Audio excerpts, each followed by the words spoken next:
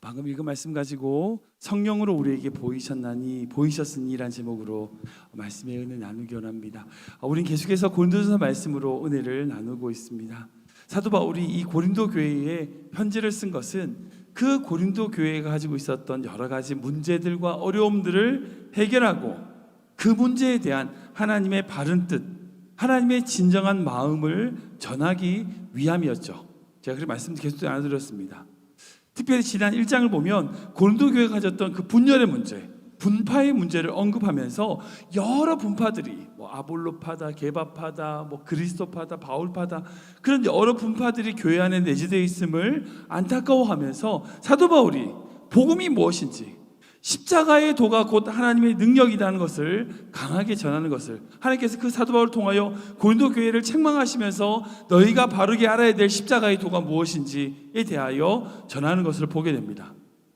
그리고 지난 시간에 2장에 와서 사도 바울은 고린도 교회를 세우고 그들에게 복음을 전할 때에 어떻게 했다고요?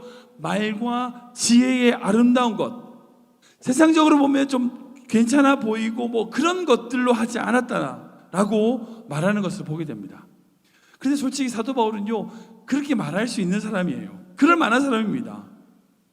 출생이라든지 지식적으로나 경험적으로 그는 충분히 헬라의 아름다운 문화, 그 아름다운 지식, 아름다운 철학, 그런 것들로 전할 수 있는 실력을 가진 사람이었어요. 그래서 이제 제가 말씀드렸죠. 그 루스드라라고 하는 그 1차 전도 여행 때 그곳에 갔을 때에 그곳에서 복음을 전했더니 그 사람들이 바울이 너무 말을 잘하니까 헤르메스, 즉 웅변의 신이라고 칭송하는 그런 모습을 우리는 볼 수 있었습니다. 즉 그가 말하는 말에는요 설득력이 있고 힘이 있었어요. 그러니까 그가 다니는 수많은 지역을 다니면서 많은 사람을 구원하고 교회를 세웠죠. 분명히 그런 말을 잘하는 사람이었고 하나님이 주시는 특별한 은사로서 설교를 잘하고 복음을 잘 전하는 사람이었어요. 그러나 사도 바울은 어떻게 했다고요? 자기의 말재주나 자기의 어떤 철학이나 이런 것들을 의지하지 않고 철저히 하나님의 성령의 인도하심을 의지하며 말하는 자였다는 것을 주장하는 거죠. 그는 그저 말재주가 아닌 오직 성령의 인도하심, 성령의 말하게 하심으로 그 성령이 깨닫게 하시는 것을 전하는 자라는 것을 자기는 계속 얘기하는 거죠. 그래서 오늘 부모님 10절에 이렇게 기록하고 있습니다. 같이 읽겠습니다. 시작. 오직 하나님이 성령으로 이것을 우리에게 보이셨으니 성령은 모든 것 곧 하나님의 깊은 것까지도 통달하시느니라. 아멘. 요즘은 이제 정보화 시대라고 그러잖아요. 이제 인터넷이라든지 스마트폰만 딱 켜도 지금 한국에서 일어나는 수많은 정보들이 막 들어옵니다. 수많은 지식이 넘쳐나요. 그리고 그런 정보들의 홍수 속에서 끊임없이 새로운 지식을 사람들은 찾아다닙니다. 그래서 이제 참 요즘 젊은 애들은 참 공부하기 힘들 것 같아요. 물론 이제 옛날에도 공부하기 힘들었지만 지금 더 그런 것 같아요. 워낙 많은 정보들이 쏟아지니까 그 많은 정보들을 따라잡으려고 하니까 정말 우리 젊은이들 이제 공부하고 배우는 친구들은요 힘들어 보여요. 근데 어른들도 마찬가지입니다. 그죠? 그렇게 수많은 정보들이 쏟아지니까 지식이 가득하니까 오히려 그 지식들로 인하여 편한 게 아니라 어때요? 더 힘든 거예요. 또 다른 경쟁으로 함몰되는 것 같습니다. 그러니까 지식이 많고 지혜가 많아져서 더 편하고 더 좋은 것 같아 보이는데 사실은 실상은 솔직히 어때요? 더 바쁘게 움직이고 더 분주하게 다니까 더 괴로워지는 거예요. 그러니까 지식이 많고 지혜가 많아서 더 좋아지는 세상으로 가는 게 아니라 그렇게 많은 지식이 있으니까 더 힘든 세상으로 가는 것 같아요. 그게 우리 현실인 것 같습니다. 다른 여러분, 지금 이 세상에서 우리가 지식이 아무리 많아도요 많은 정보가 있다고요 잘 사는 게 아니에요. 잘 사는 게 아닙니다. 정말 중요한 것은 성령을 통하여 발견되어지는 지혜가 있어야 돼요. 성령이 우리에게 보여주시는 길을 걸어가야 된다는 거예요. 길 있다고 아무 길을 걸어가는 게 아닙니다. 성령의 인도하심을 따라서 걸어가는 지혜가 있어야 돼요. 하나님 안에서 걸어갈 수 있는 지혜와 그것을 분별할 수 있는 분별력이 있어야 돼요. 그래야 잘 살 수 있어요. 오늘 사도 바울도 마찬가지예요. 그런 분명히 지혜와 지식이 충만한 사람이었어요. 근데 그런 지혜와 지식, 그것을 의지하는 것이 아니에요. 의지하지 않았어요. 무엇을 의지했습니까? 하나님의 능력을 의지했어요. 하나님의 능력을 의지했습니다.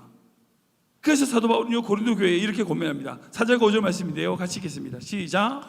내 말과 내 전도함이 설득력 있는 지혜의 말로 하지 아니하고 다만 성령의 나타나심과 능력으로 하여 너희 믿음이 사람의 지혜에 있지 아니하고 다만 하나님의 능력에 있게 하려 하였노라. 아멘. 이 말씀이 우리 모든 성도들에게 그대로 적용되시기 주님을 축원합니다. 우리가 잊지 않아야 되는 말씀이에요. 우리는요, 세상의 지식, 공부, 물론 물질, 여러분 그런 것들이 우리를 편하게 만들고 좋게 만드는 것처럼 보이기도 하고요, 그렇게 되는 것 같아요. 맞아요. 우리가 더 많은 실력을 쌓아야 되고요, 지식을 알아야 돼요. 근데 그게 우리 인생을 붙드는 게 아니라고요. 우리는 그런 능력을 의지해서는 안 됩니다. 우리 지혜로 살아가서는 안 되는 거예요. 오직 어떻게 해요? 하나님의 능력, 하나님의 능력으로 살아야 됩니다. 솔직히 그런 게 있잖아요. 어떤 물건이든지 누구의 손에 있느냐에 따라서 달라져요. 예를 들어서 이제 아무리 그 화가 같은 거 진짜 비싼 무슨 팔레트에다가 몇십만 몇백 불짜리 잉크 물감 초등학생들 줘보세요. 그림이 제대로 만들어집니까? 아니죠. 근데 정말 실력 있는 화가는요, 어떤 거 보니까 석탄 가지고도 그림을 그리더라고요. 멋있는 그림을 그려요. 그러니까 정말 그 재료가 그것이 뭐냐가 중요한 게 아니에요. 누구의 손에 붙들렸냐가 중요한 거예요. 만약 제가 물맷돌 하나 들고 있다 생각해보세요. 어린아이가 물맷돌을 들고 있다 생각해보시죠. 그게 뭐예요? 그냥 장난감에 불과해요. 만지작만지작 거리는 거에 불과하죠. 근데 그 물맷돌이 다윗의 손에 있을 때 어떻게 했습니까? 골리앗을 무너뜨리는 무기가 되는 거예요. 예수님의 오병이어 기적 때 예수님께 올려드렸던 그 어린아이의 도시락, 물고기 5마리와 물고기 2마리와 보리떡 5개. 저가 먹어도 배가 안 찰 것 같은데 저한테 있으면 그냥 한 끼 도시락이에요. 도시락 반 끼 도시락 되겠죠. 근데 주님의 손에 있으니까 수천 명, 수만 명이 먹을 수 있는 기적의 음식이 되는 겁니다. 그러니까 중요한 건 내 손에 뭐가 있냐는 게 아니에요. 우리 삶도 마찬가지입니다. 우리 삶에 있어서 우리 손에 뭐가 있냐는 게 중요한 게 아니에요. 우리가 어떤 존재냐, 하나님 손에 붙들려 있냐 아니냐, 그게 진짜 중요한 거예요. 내가 내 것을 가지고 내 힘으로 살려고 하면요, 그만큼 불쌍한 인생이 없어요. 불쌍한 인생이 없습니다. 중요한 건 우리가 하나님 손에 붙들려 있다는 것, 이것을 분명히 기억하고 우리의 삶, 우리의 인생을 주님 손에 맡겨드리는 거예요. 제가 예전에 말씀드렸는데 종교는 딱 2가지로 구분해요. 자력 종교와 타력 종교.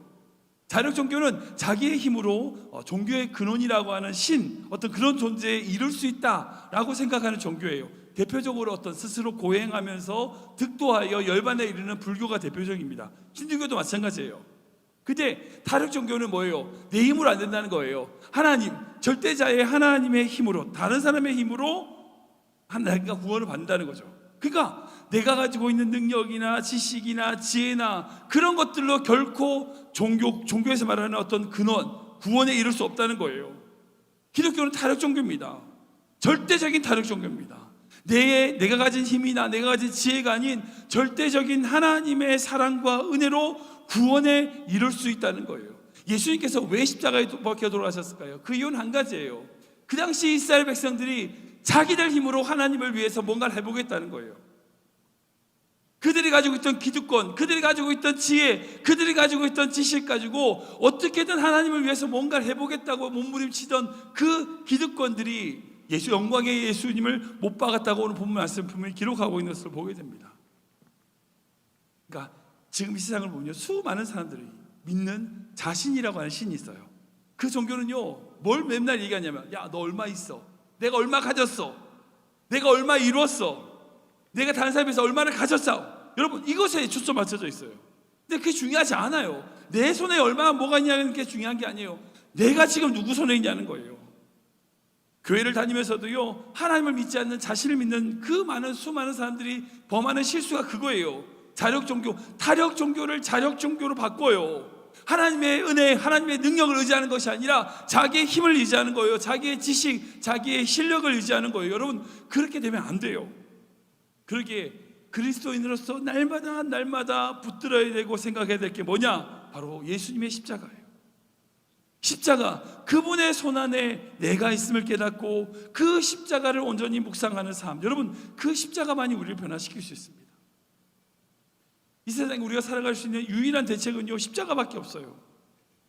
많이들 얘기하죠. 한인국교회와 이민교회 여러 가지 문제들 많습니다. 해결책 뭘까요? 십자가예요. 십자가 외에 답이 없습니다. 교회 부흥의 원인도, 부흥의 유일한 방법 또한 십자가예요. 자녀들 문제도 마찬가지죠. 십자가가 답입니다. 오직 십자가 안에서의 나타나는 선한 변화, 선한 역사를 통하여 우리는 삶을 살아갈 수 있는 거예요. 내일이 이제 종료주일이고 다음 주간 한 주간 동안 고난주간으로 예수님의 고난을 깊이 묵상하는 고난주간입니다. 우리가 고난주간을 앞두고서 기억해야 될 것, 바로 주의 십자가예요.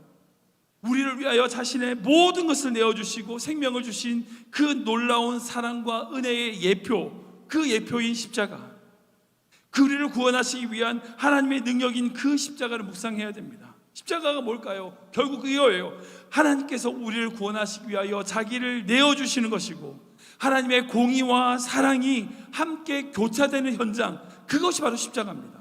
즉 우리가 온전한 믿음의 삶을 살아가는 길은요, 우리를 구원하시기 위하여 자신의 모든 것을 내어주신 그분, 그 십자가의 사랑에 붙들리는 거예요. 그 사랑에 반응하여 우리의 삶이 또한 다른 자들, 특별히 예수 그리스도가 필요한 영혼들에게 우리의 삶을 내어주는 거예요. 여러분들 잘 생각해 보세요. 하나님이 여러분들에게 주신 건강, 물질, 가족, 모든 게 왜 주셨을까요? 여러분들 갖고 많이 누리라고요? 여러분들 가지고 있는 지식 여러분들 많이 가지고 누리라고요? 아니에요. 김동호 목사님 설교 중에 그런 얘기 있어요. 공부해서 남주자.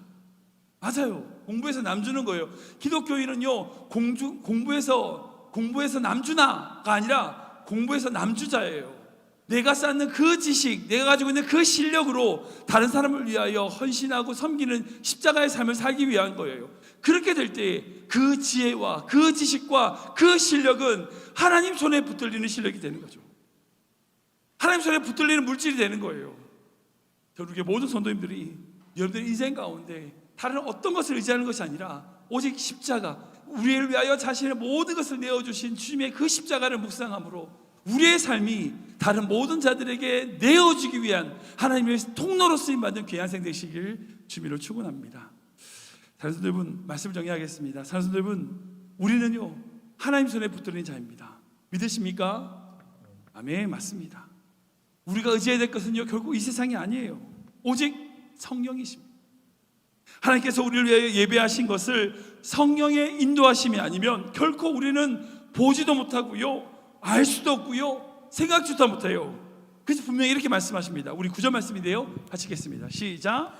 기록된 바 하나님이 자기를 사랑하는 자들을 위하여 예비하신 모든 것은 눈으로 보지 못하고 귀로 듣지 못하고 사람의 마음으로 생각하지도 못하였다 함과 같으니라. 아멘. 이 말씀은 이사야서 64장 4절 말씀을 인용한 말씀입니다. 하나님께서 우리를 위하여 행하신 그 아름다운 것들은 인간의 힘, 인간의 지식, 그런 것들은요, 결국 볼 수도 없고 생각할 수도 없고 알 수도 없다는 거예요. 그러기에 날마다 우리는 어떻게 돼요? 성경에 붙들린 인생 되어야 됩니다. 십자가에 붙들린 인생 되어야 됩니다.